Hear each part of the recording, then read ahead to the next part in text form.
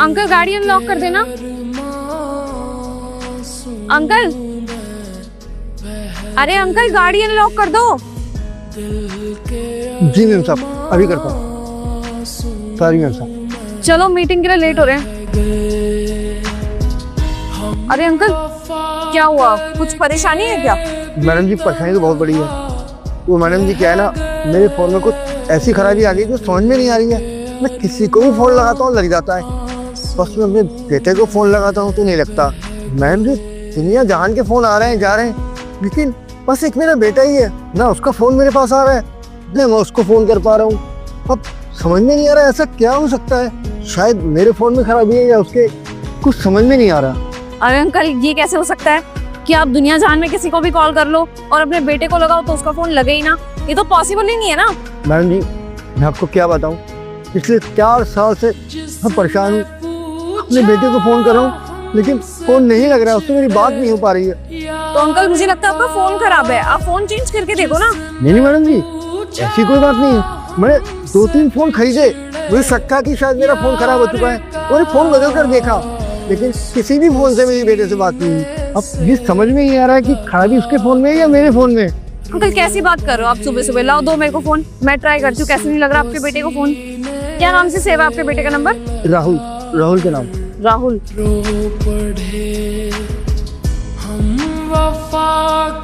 हाँ फोन तो सही में नहीं लग रहा, एक बार मैं अपने फोन से ट्राई करती हूँ।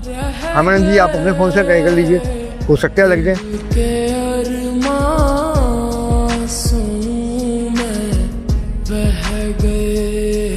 और मैं तो कह रहा हूँ ठंड बहुत हो रही है, मनाली चलते हैं घूमने, वहाँ पे स्नोफॉल भी हो रही है।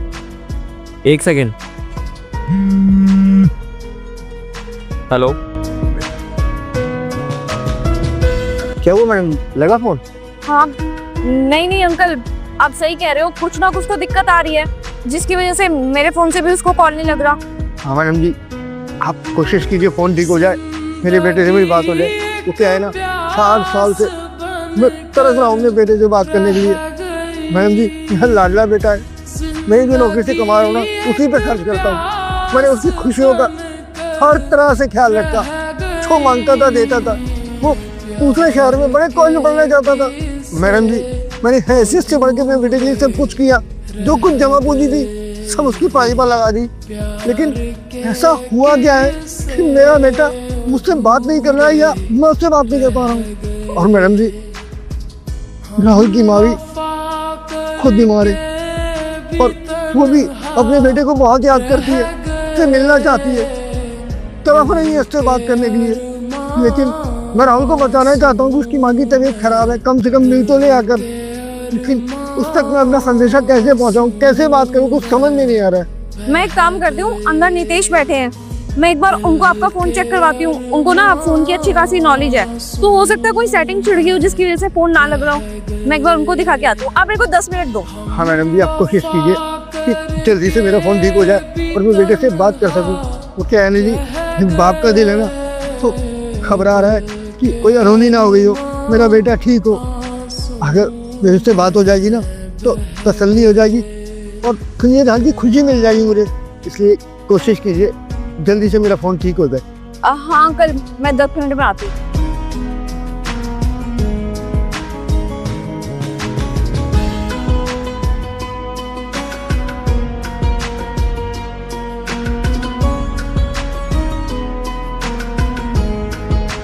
कौन है ये? हेलो। हेलो, राहुल से बात हो रही है? हाँ कौन? अच्छा मैं आपकी शुभचिंतक बोल रही हूँ। शुभचिंतक? कौन शुभचिंतक? मेरा कोई शुभचिंतक नहीं है।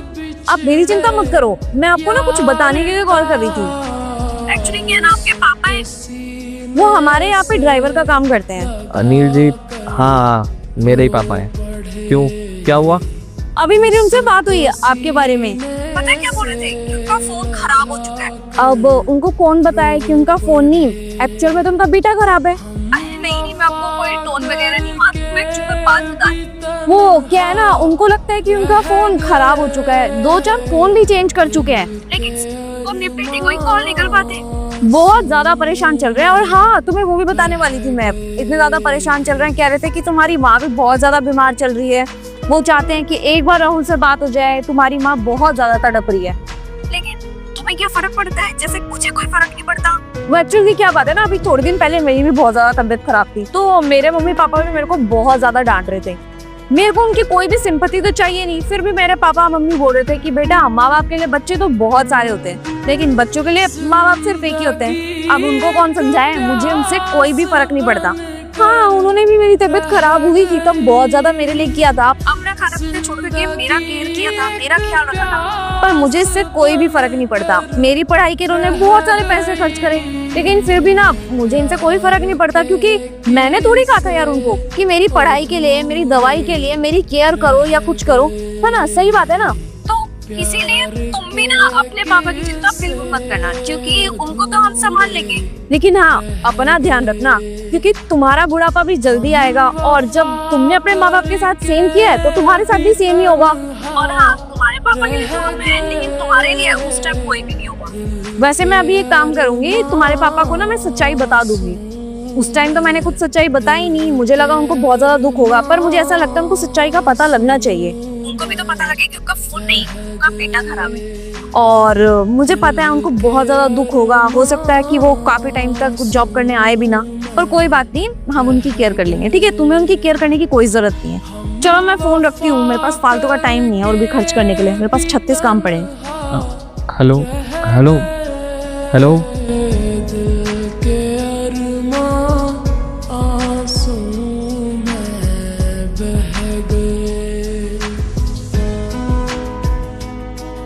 अंकल, ये लो आपका फोन। मैंने कहा था ना नितेश को फोन की अच्छी खासी नॉलेज है।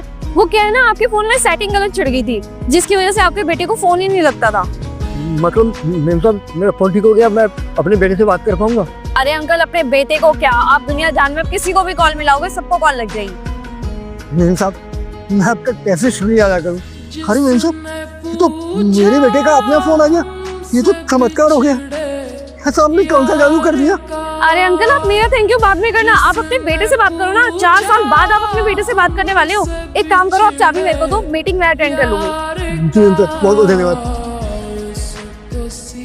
हेलो पापा। हाँ राहुल बेटा, हाँ हाँ मैं ठीक हूँ, तेरी माँ भी बीमार है।